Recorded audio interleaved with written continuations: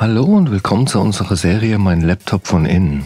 Hier möchte ich euch in einem schnellen Überblick zeigen, wie ihr den Akku tauscht und wie ihr an die wichtigsten Komponenten herankommt, wie SSD, RAM, Lüfter. Ich zeige euch dabei das Innenleben des Laptops. Ich zeige euch auch, was es an Tipps und Tricks noch gibt, was ihr vielleicht beachten müsst. Und dass es im Grunde genommen nicht so schwer ist, einen Laptop aufzuschrauben und an die einzelnen Komponenten heranzukommen. Legen wir los.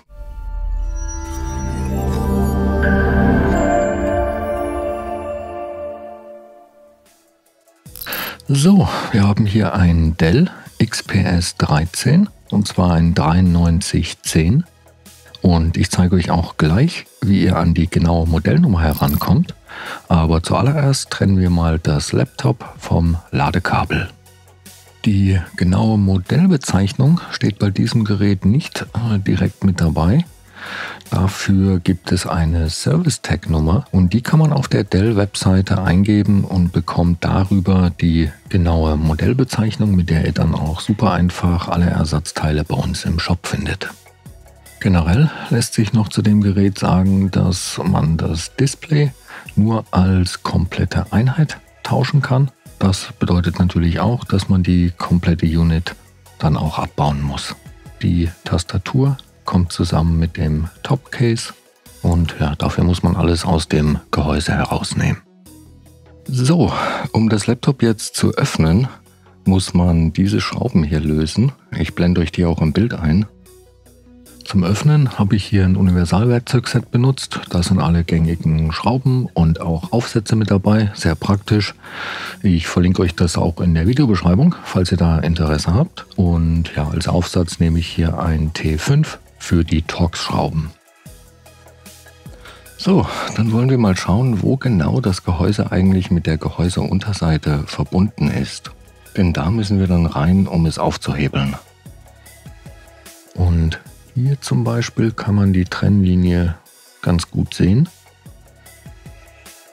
Und auch hier erkennt man ziemlich gut, wo die Verbindungslinie zwischen Gehäuse und Gehäuseunterseite verläuft.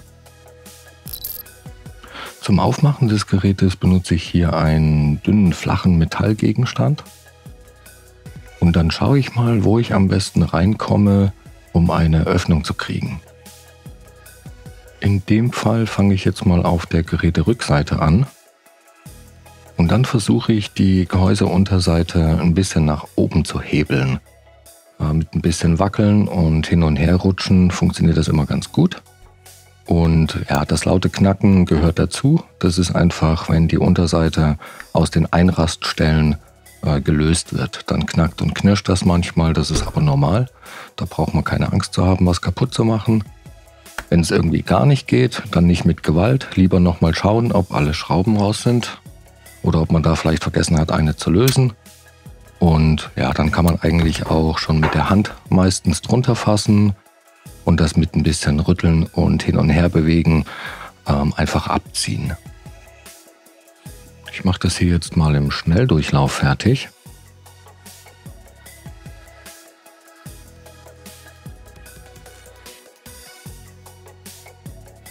So, jetzt da wir die Unterseite gelöst haben, könnt ihr sie auch mal von innen sehen. Und so sieht dann das Gerät von innen aus. Gut, bevor wir jetzt irgendetwas weiteres machen, trennen wir aber auf jeden Fall erst einmal den Akku vom Mainboard, dass das Gerät auch wirklich keinen Strom mehr hat. Und den Akku sehen wir hier und da läuft das Kabel und der Stecker zum Mainboard. Bei diesem Gerät kann man den Stecker einfach rausziehen. Der hat sogar eine kleine Schlaufe dran, an der man ziehen kann. Der Stecker hat auch so eine kleine Ausbuchtung oben, wo man ihn greifen kann. Da kann man zur Not auch, wenn der besonders fest sitzt und nicht raus will, eine kleine Hilfe nehmen und den dann rausschieben.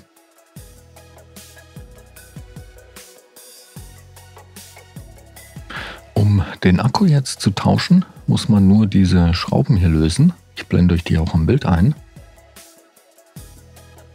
Und dafür müssen wir jetzt auch den Aufsatz wechseln. Das sind keine Torx-Schrauben, sondern ganz normale Kreuzschrauben. Und dafür nehmen wir hier ein PH0. Wenn die Schrauben dann alle draußen sind, kann man den Akku einfach aus dem Gerät herausnehmen und gegebenenfalls durch einen neuen ersetzen.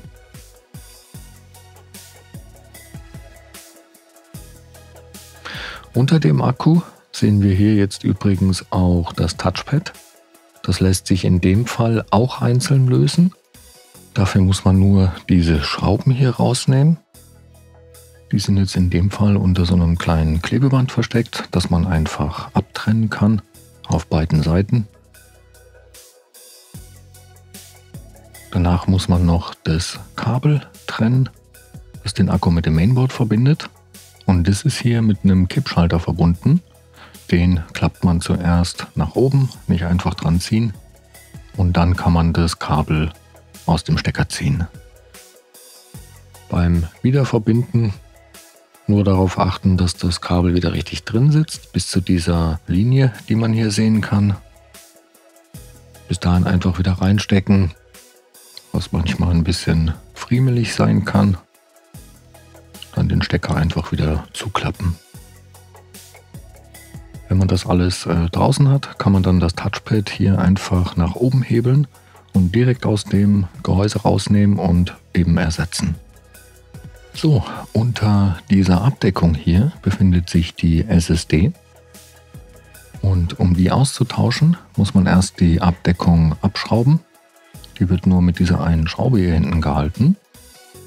Und dann kann man die Abdeckung einfach ein bisschen seitlich wegziehen. Und dann wird die nach oben hin weggeklappt. Die hat hier so kleine Scharniere. Da kann man die einfach hochklappen.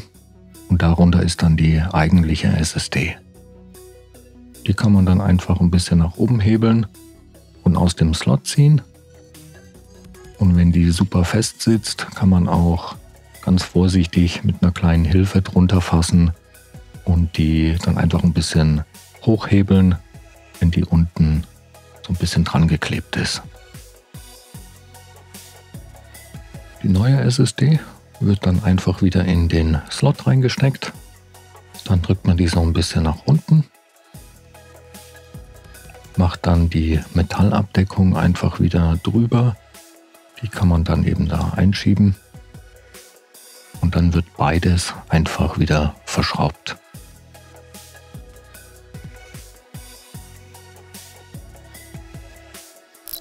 Den Lüfter kann man bei diesem Modell nur zusammen mit dem Heatsink tauschen. Dafür muss man diese 4 Schrauben hier am Heatsink selber lösen.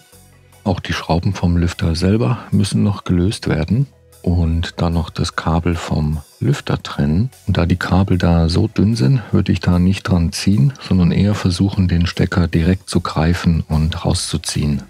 Die Wärmeleitpaste ist in dem Fall beim neuen Lüfter mit dabei. Um den Akku jetzt wieder einzubauen, legt man den einfach wieder in das Gerät. Der ist passgenau, da gibt es nicht so viele Möglichkeiten. Und dann kann man den wieder festschrauben und am Ende natürlich nicht vergessen, den Stecker wieder zu verbinden, was manchmal durchaus ein bisschen friemelig sein kann. Da auf jeden Fall achten, dass der richtig drin steckt, damit das Laptop dann auch wieder Strom bekommt.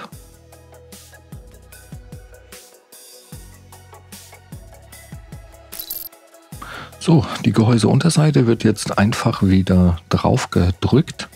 Und ja, da kann man ruhig ein bisschen kräftig alle Stellen wirklich zudrücken, auch in der Mitte.